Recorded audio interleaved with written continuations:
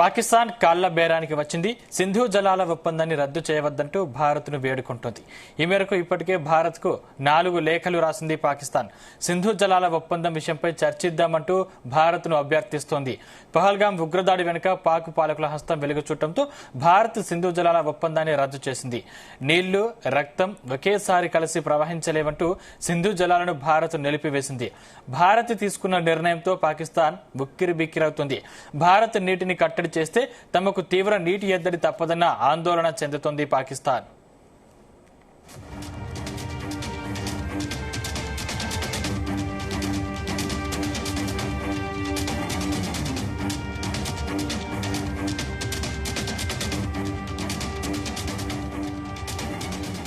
మరోవైపు సింధు నది వ్యవస్థలో కీలకమైన బియాస్ నది నుంచి గంగా, యమున నదులకు నీటిని మళ్లించే గంగా కెనాల్ పనులను యుద్ధ ప్రాతిపదికన చేపట్టాలని భారత్ నిర్ణయించింది. దీంతో భవిష్యత్తులో పాకిస్తాన్లోని సింధు, పంజాబ్ ప్రావిన్స్లలో రబీ సీజన్లో తీవ్ర నీటి కొరత ఏర్పడనుంది. భవిష్యత్తు కరువు నేపథ్యంలో నీటిని విడుదల చేయాలంటూ భారత్తో కాళ్ల బేరానికి వచ్చింది పాకిస్తాన్. ఇంకా ఇదే అంశానికి సంబంధించిన మరిన్ని డీటెయిల్స్ మా చీఫ్ న్యూస్ కోఆర్డినేటర్ రాధాకృష్ణ అందిస్తారు. రాధాకృష్ణ.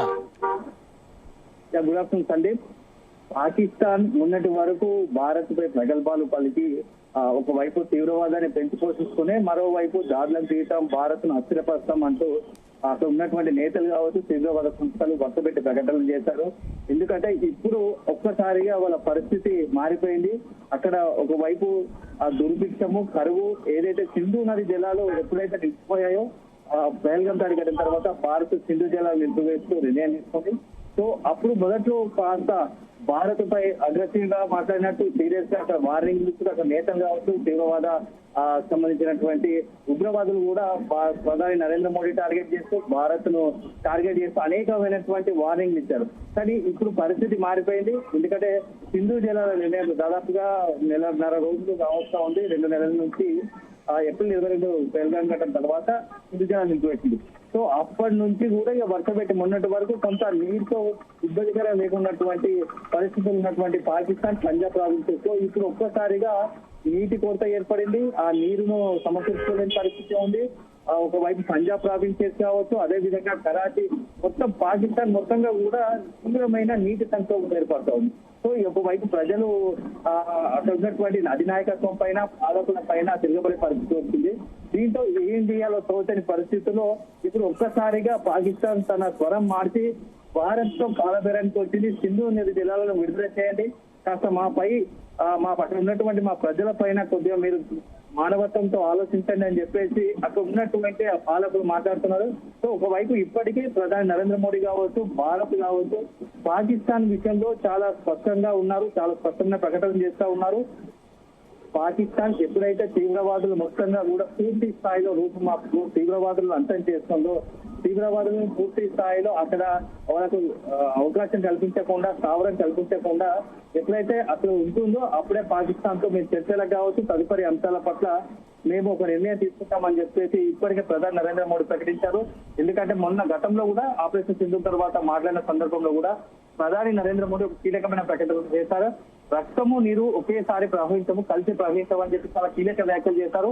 అంటే పాకిస్తాన్ తీవ్రవాదాన్ని పెంచి పోషిస్తూ, భారత్ లో దాడులు తిరగబడుతూ, భారత్ లో రక్తపాతాన్ని సృష్టిస్తున్నటువంటి తీవ్రవాదులకు అండగా పాకిస్తాన్, అదే విధంగా అలాంటి పాకిస్తాన్ కు రక్త పేరు పాలిస్తున్న పాకిస్తాన్ కు ఎట్టి పరిస్థితుల్లో భారత్ నుంచి నీరు విడుదల చేయము, సింధు జలాలు విడుదల చేయమని చెప్పేసి పరోక్షంగా చెప్పేశారు. సో అప్పటి నుంచి కూడా మోడీ ఒక స్పష్టమైన విధానంతో, కేంద్రం ఒక స్పష్టమైన విధానంతో తెలుస్తా ఉంది. సో కానీ ఇటీవల కాలంలో పాకిస్తాన్ లో రాజకీయంగా పెద్ద సంక్షోభం అవుతా ఉంది. ఎందుకంటే ఒకవైపు భారత్ ఆపరేషన్ సింధు తర్వాత అక్కడ తీవ్రమైన దుర్భిక్ష పరిస్థితులు ఏర్పడ్డాయి. భారత్ తీసుకున్న కొన్ని నిర్ణయాలతో ముఖ్యంగా సింధు నది జలాల్లో ఊహించని పరిణామంగా భావించవచ్చు. ఎప్పుడో 1947 తర్వాత అక్కడ ఉన్నటువంటి అంతర్జాతీయ ఒప్పందం ప్రకారము ఆ నెహ్రూ మధ్యవర్తిత్వంతో ఒక ప్రపంచ బ్యాంక్ కి సంబంధించినటువంటి ఆ ఒప్పందంతో ఆ సింధు నది జలాల పైన ఒప్పందం కుదిరింది. సో అప్పటి నుంచి కంటిన్యూ అవుతుంది 1960 నుంచి. కానీ ఇటీవల కాలంలో ఇన్ని రోజులు భారత్ పాకిస్తాన్ పట్ల ఒక మానవత్వ దృష్ట్యా అక్కడ ఉన్నటువంటి ప్రజల గురించి ఆలోచిస్తూ పెద్ద మనసు చేసుకొని ఆలోచిస్తుంది. కానీ ఈ భారత్ కు సంబంధించినటువంటి మంచితనాన్ని పాకిస్తాన్ ప్రతి సందర్భం వచ్చినప్పుడు పాకిస్తాన్ భారత్ పై అక్షిస్తూ వెలగడుతూ భారత్ లో తీవ్రవాదులను దాడిలో ప్రయత్నిస్తూ అనేక మంది అమాయకులు, వందలాది మంది అమాయకులను పాల్గొన్నారు. మనం ఇటీవల కాలంలో చూస్తే పేల్గం దాడి ఘటన రాక ముందు కూడా భారత్ లో హైదరాబాద్ దాడులు, హైదరాబాద్ పెళ్లి కావచ్చు, ముంబై దాడులు కావచ్చు, ఇలా చాలా అనేక మంది కుట్రలకు, బాంబు పెళ్లిలకు పాల్పడి అనేక మంది వందల మంది అమాయకులను పాల్గొన్నారు. సో ఈ నేపథ్యంలో ఇక పాకిస్తాన్ విషయంలో ఇట్లే ఉంటే అంటే భారత్ ఇలాగే కొనసాగిస్తే మరింత దాడులకు అవకాశం ఉంటుంది. కాబట్టి తీవ్రవాదాన్ని ఎట్టి పరిస్థితుల్లో మనం రూపుమాపాల్సిందని ఒక సీరియస్ ఒక సంకల్పం తీసుకుంది భారత్, నరేంద్ర మోడీ ఆధ్వర్యంలోని కేంద్ర ప్రభుత్వం. సో అప్పటి నుంచి కూడా పాకిస్తాన్ సంబంధించి అనేకటువంటి కీలక నిర్ణయాలు తీసుకుంటూ వస్తుంది. దాంట్లోనే సింధు జలాల నిర్ణయం అని చెప్పవచ్చు. అప్పటి నుంచి తర్వాత ఇక సింధు నది జలాలను ఎప్పుడైతే పాకిస్తాన్ నిలిపివేస్తామో అప్పటి నుంచి కూడా మొదటి పంజాబ్ ప్రావిన్స్ పూర్తిగా సింధు నది జలాల పైన ఆధారపడి ఉంటుంది. అక్కడ ఉన్నటువంటి పంటలు పండడం మొత్తం కూడా సింధు నది జలాల ఆధారం. సో అదే కాకుండా పాకిస్తాన్ కి సంబంధించి ఆర్థికానికి వెన్నుదనగా ఈ పంజాబ్ ప్రావిన్సెస్ నిలుస్తుంది. అలాంటి పంజాబ్ ప్రావిన్సెస్ కు ఇప్పుడు సింధు నది జలాలతో దెబ్బ తగులుతోంది. సో ఇది ఒక రకంగా పాకిస్తాన్ ఇప్పటికే ఆర్థిక సంక్షోభంలో ఉంది.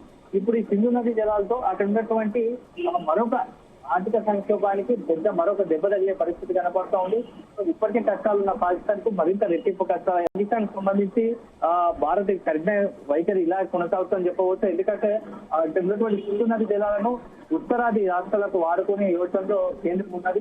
సో పాకిస్తాన్ పంపించే బదులు నీటి వాటిని ఉత్తరాది రాష్ట్రాలకు వాడుకుంటే బాగుంటుందని చెప్పేసి ఆ చినాబ్ నదికి సంబంధించి ఒక పెద్ద ఎత్తున ఒక ప్రాజెక్టు రూపకల్పన చేయాలని కేంద్రం ఆలోచిస్తున్నట్టుగా తెలుసుకోవాలి. త్వరలోనే దీనికి సంబంధించి ఒక డిపిఆర్ కంప్లీట్ ప్రాజెక్ట్ రిపోర్ట్ తయారు చేయాలని చెప్పేసి ఇప్పటికే కేంద్రం ఆ జలశక్తి మంత్రికి ఒక ప్రధాని నరేంద్ర మోడీ ఆధ్వర్యంలో కేంద్ర ప్రభుత్వం ప్రధాని నరేంద్ర మోడీ కూడా ఆదేశించినట్టుగా తెలుస్తోంది. త్వరలోనే ఈ సింధు నది జలాలను వీలైనంత వరకు ఉత్తరాదికి సంబంధించి ఎక్కడైతే కరువుతో ఇబ్బంది పడుతున్నటువంటి ఉత్తరాది రాష్ట్రాలకు నీటి మధ్యకు ఖర్చుతో కూడుకున్నది అయినప్పటికీ సో అది భవిష్యత్తులో భారత్ కు సంబంధించి ఉత్తరాది రాష్ట్రాలకు మరింత ఆర్థికంగా వెన్నుదనగా తెస్తుంది. కాబట్టి వాటికి నీటి మళ్లింపు చేసే పదంగా ఒక ప్రాజెక్ట్ రూపకల్పన చేయాలనుకుంటున్నారు. అదే జరిగితే ఇక పాకిస్తాన్ కు భవిష్యత్తులో మరింత ఇబ్బందులు తప్పవని చెప్పవచ్చు. ఎందుకంటే ఇప్పటికే భారత్ తో సంబంధాలు అంటా ఉంటే మరోవైపు పాకిస్తాన్ సంబంధించి అంతర్గత సంక్షోభము ఇప్పటికే బెలూచిస్తాన్ పూర్తి స్థాయిలో పాకిస్తాన్ విడిపోయడానికి సిద్ధపడింది. రేపో మాపో బెలూచిస్తాన్ స్వతంత్ర దేశంగా ఏర్పాటు కాబోతుందని చెప్పేసి కూడా ఒకవైపు ప్రచారం జరుగుతా ఉంది. మరోవైపు అక్కడ ఉన్నటువంటి ఆ తీవ్రవాదులు ఒకవైపు, అక్కడ ఉన్నటువంటి రాజకీయ నాయకులు మరో సంక్షోభము. జనాల నుంచి ముఖ్యంగా ఇటీవల కాలంలో కరాచీ లాంటి పట్టణంలో కూడా జనాలు తిరుగుబాటు చేసే ప్రయత్నం చేస్తున్నారు. ఎందుకంటే అక్కడ ద్రవ్యోబలం పెరిగిపోయింది, నిత్యావసర ధరలు ఆకర్షణ నడుస్తున్నాయి, అక్కడ ఏం తినాలో చేయని పరిస్థితి. సో అక్కడ పాలకులు ప్రతి రోజు కూడా కంటి మీద కుంటు కరువైందని చెప్పవచ్చు. సో ఈ నేపథ్యంలో సింధు జలాలు అనేది పాకిస్తాన్ పూర్తి దుర్భిక్ష పరిస్థితిలోకి అనొచ్చు, లేకుంటే పాకిస్తాన్ ని ఒక ఎడారిగా మార్చే అవకాశాలు ఉన్నాయని చెప్పేసి విశ్లేషకులు అంచనా వేస్తున్నారు. సో ఎక్కడైతే రక్తం పారుతుందో రక్తం పారిద్దామనే ఆలోచనలు ఉన్నాయో అక్కడ నీరు పారదు అని ప్రధాని నరేంద్ర మోడీ చేసిన వ్యాఖ్యలు దాని ఇంపాక్ట్ ఎలా ఉందో ఇప్పుడు పాకిస్తాన్ కు అక్కడ ఉన్నటువంటి నాయకత్వానికి అక్కడ ఉన్నటువంటి తీవ్రవాదులకు ఇప్పుడిప్పుడే అవగతం అవుతున్నట్టుగా తెలుస్తా ఉంది. సందీప్, రాధాకృష్ణ, అంటే పాకిస్తాన్ రాసినటువంటి లేఖపై భారత్ స్పందించకపోతే పాకిస్తాన్ ఎటువంటి నిర్ణయాలు తీసుకునే అవకాశం ఉంది? మళ్ళీ సందీప్, ఇప్పుడున్న పరిస్థితిలో పాకిస్తాన్ సంబంధించి ఏ నిర్ణయం తీసుకున్నా దానికే ఇబ్బంది. ఎందుకంటే ప్రస్తుతం భారత్ తో యుద్ధం చేయలేని పరిస్థితి. ఎందుకంటే మొన్ననే ఒక ఆపరేషన్ సింధూర్ తర్వాత పాకిస్తాన్ దిక్కుతోచని పరిస్థితిలో పడిపోయింది. భారత్ పై ఏదో అటాక్ చేద్దామని టర్కీ డ్రోన్లతో చైనా సాంకేతిక పరిజ్ఞానంతో భారత్ పై దాడులకు తెగపడదామనుకున్న పాకిస్తాన్ కుట్రలను, పాకిస్తాన్ దాడులను భారత ఆర్మీ విజయవంతంగా తిప్పికొట్టింది. అదే సందర్భంలో భారత్ చేసిన కౌంటర్ అటాక్ లో పాకిస్తాన్ సంబంధించి ప్రధాన యుద్ధ ఎయిర్ బేస్ ఏవైతే దాదాపు 8 ఎయిర్ బేస్ పూర్తి స్థాయిలో నూర్ఖాన్ అనేది ప్రధాన ఎయిర్ బేస్, దాంతో పాటుగా 8 ఎయిర్ బేస్ పూర్తిగా ధ్వంసమైపోయాయి. సో దాంతో పాకిస్తాన్ అసలు భారత్ తో యుద్ధం చేయలేని పరిస్థితికి వచ్చింది. ఇక్కడ కూడా అనేకమైనటువంటి క్షిపణులు కావచ్చు, డ్రోన్లతో భారత్ పై తెగబడాలంటే వాటినన్నిటి కూడా భారత్ విజయవంతంగా నిర్వీర్యం చేసింది. సో ఇక భారత్ కి మనము అటాక్ చేయలేము. సో కేవలం భారత్ పై ఇప్పుడు మన కాళ్ళబేరానికి పాకిస్తాన్ సంబంధించి ఆ కాళ్ళబేరం రావడమే భారత్ ను బతిలాడుకోవడమే మన ముందున్న అవకాశం అని చెప్పేసి అక్కడ ఉన్నటువంటి పాలకులుగా భావిస్తున్నట్టు తెలుస్తోంది. సో దాంట్లో భాగంగానే ప్రస్తుతం సింధు జలాల విషయంలో అక్కడ పాలకులు భారత్ ను రిక్వెస్ట్ చేసే పనిలో అంటే ఏదైతే నీళ్లు విడుదల చేయాలని చెప్పేసి భారత్ తో కాళ్ళబేరానికి భారత్ ను బతిలాడే పరిస్థితి వచ్చిందనుకోవచ్చు. Thank you Radhakrishna.